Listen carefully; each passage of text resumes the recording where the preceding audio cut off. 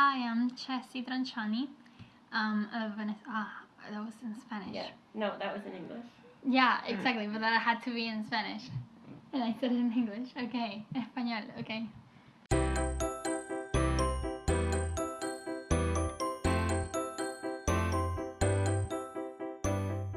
Hola, soy Chesy Tronchoni, soy una estudiante venezolana, nací en Mérida, me crié en Caracas, Venezuela, y estoy ahora aquí en Filadelfia estudiando musicoterapia. My first day coming to the States was just crazy. It wasn't my first time coming to the States, but it was my first time coming by myself. I brought one suitcase, my violin, myself, and that was it, moving to a new country for the first time. I was so determined and so excited that I didn't even think of all the challenges that I was gonna face and how difficult it was gonna be. I just went for it. So that first day was trying to talk to people in the airport and them talking too fast for me to understand and still trying to figure things out, or trying to explain I was only 17, so trying to explain why a 17-year-old is just moving to a different country by herself, and then trying to check in a hotel in, I don't even remember where, South Carolina or something like that. And then I had to fly to New York and catch a shuttle in New York, and then when I was almost in Philly, the driver was asking me, okay, what's the address? And for me, the whole concept of addresses is so different, because in Venezuela you just say the name of a building or the name of a street and that's it. So the driver was so frustrated. He's like, I need a number. Where are you going? I'm like, I don't know, take me to Temple. And it was just scary, and I didn't have a phone. I didn't even know the city. I didn't know the address.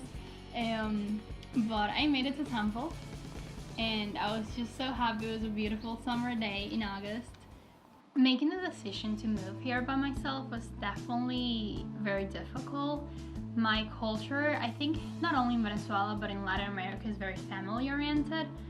So coming here by myself, it was a big shock for almost everyone in my family, and also for myself, because in Venezuela you live with your parents through college, you live with your parents until you get married. So having to get used to this idea of I'm gonna have to be an independent adult living by myself in a different country when I'm 17 years old was definitely an adjustment, and it was very difficult to go from living with my parents every single day and speaking Spanish and eating their food and everything to being here, a different culture, a different everything, when I'm expected to just kind of jump and being an adult and function in this culture. And I remember freshman year, that was a little difficult, just homesickness, and sometimes you feel that people here don't really understand your culture, don't really understand you, even though a lot of people do understand you, but it's just easy to feel that way sometimes. But I feel that's definitely something that once you settle here and build your own experiences and meet more people, you kind of just adjust and learn how to be here and be happy with your experiences here. So here I have some objects that I brought from home. I have my Venezuelan flag. But my mom wouldn't let me move here, basically, if I didn't bring a flag. And I have this little hammock that also has the Venezuelan colors. And it's mostly decoration, of course, because of how tiny it is, but I love it. It brings me so many cool memories, because hammocks are so big in South America and Venezuela and everything. We always, I don't know, have sleepovers and just hammocks everywhere, and it's great. And then my favorite is this little thing, and it has a treble clef that actually I have a tattoo of it, so it's I don't know, I identify with it a lot. And this is a violin that my dad brought for me from the town where I was born. It's really cool. It's like a puzzle, so you can play with it. And yeah, I love it. I think it was, he went to visit someone and he saw that and he was like, oh, my daughter plays violin. And the person was like, just take it and give it to her. So now I have it, and it's here in Philadelphia from Merida. Something that was definitely very interesting was adjusting to speaking English all the time, because Philadelphia, even though has kind of a big Latino population, a lot of people from Puerto Rico, it's not like you just go on the street and find people to speak Spanish to. And I didn't hang out with a lot of Venezuelan people or Latin American people, so my only contact with Spanish was when I was talking to my parents back at home or my family. So it was coming from speaking Spanish 24/7 to having to go to school, listen to my professors, make friends, write papers, listen to everything surrounding me in a different language. That even though I did learn English a couple years before I moved here, it was very kind of like academic English, and I would read a lot of stuff, or I would, or just like in school, whatever vocab they taught us. So coming here, I was like, okay, yeah, I kind of know how to speak English, but then I would hang out with Americans and they're just like talking and talking and talking, and it's so fast and using all this slang and all these words that I don't know and cultural reference that I have no idea what they're talking about. And I'm like, oh, I thought I knew how to speak English, but it's more like academic type of English, not like street, or not even street, just like social English. You can feel a little isolated sometimes in those first few months because you don't understand what people are talking about and you don't want to feel left out. And at least for me, something that helped me so much to get used to the new language moving here was just asking things. And be like, hey, like, what are you talking about? I don't really understand, or what's that word? So yeah, I think that's kind of how you finish learning English.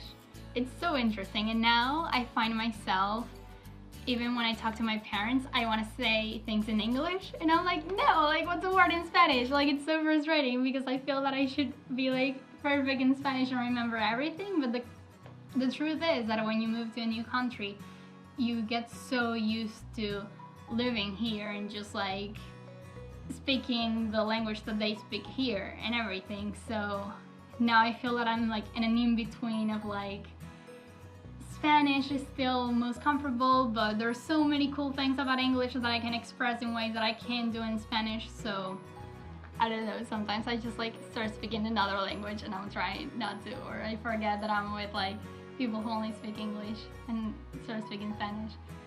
One of the most valuable things I have here in my room is this painting. I love it so much because my mom painted it for me. And this here, this is a mountain that surrounds my city. It's called El Ávila. And Caracas, my city, is a valley. So everywhere you go, everywhere you see that big mountain.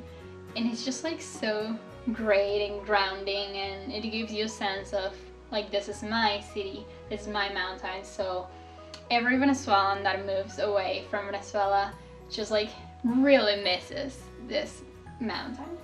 So my mom painted it for me, and of course it's not exactly how Caracas looks, but I just love it so much, and it's so nice to have this little piece of Caracas in my apartment here in Philly. That's something different at the daily routine. Here and there's the food, just we kind of take a break in the middle of the day to have like a big lunch instead of just grabbing a sandwich real quick and just keep going with your day. And then our dinners are lighter and it's very like family centered,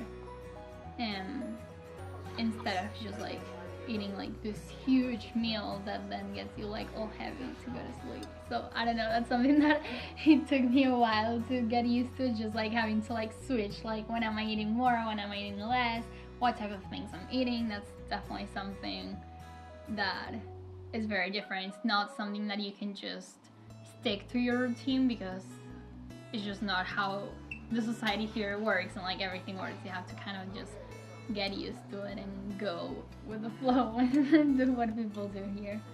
Something that I've noticed lately is how difficult is talking about home. Like when I think about home, it's still kind of Venezuela, but at the same time, I feel that I created a new home on my own here in Philadelphia.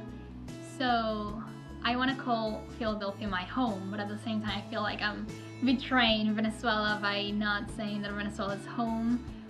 And just like, I feel that I've grown so much and have made so many like new memories and experiences and just like growth so much as a person here in Philadelphia that I really feel like this is home. So I feel that as an international student here, and something that might happen to a lot of immigrants here as well, it's just like kind of being in between, like feeling represented by home, like the country that you come from, but also wanting to build a new home, whatever you are. So it's a very weird feeling of kind of being like, I guess home is where I am right now, and then if I move somewhere else, I guess home will be like somewhere else. But at the same time, Venezuela is always gonna have like a little piece of my heart, I guess, that I will call home.